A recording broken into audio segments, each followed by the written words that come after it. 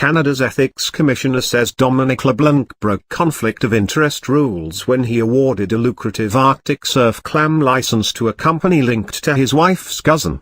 After a 4-month investigation, Mario Dion said Gilles Thériault stood to benefit financially from the Arctic surf clam license being awarded to the Five Nations Clam Company because he was to act as the company's general manager if it landed the license.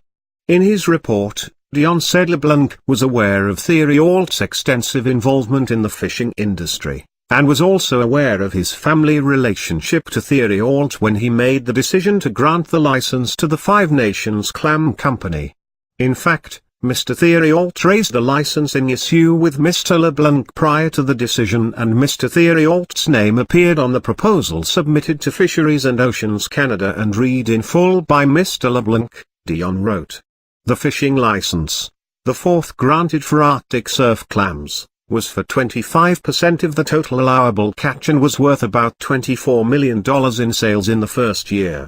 Conservative BC MP Todd Doherty, the party's fisheries critic, initially raised concerns about the government's move to expand ownership in the fishery by clawing back part of an existing quota held by Clearwater Seafoods and handing it to a group with indigenous representation. The Arctic surf clam is a saltwater clam harvested in the Atlantic, primarily for consumption in Asian markets as sushi. Fisheries and Oceans Canada has issued 3 fishing licenses for the species since 1999. Clearwater Seafoods has held, indirectly or directly, all 3. LeBlanc selected the Five Nations Clam Company as his preferred licensee in December 2017, and in February 2018 his department announced a license would be issued to the company.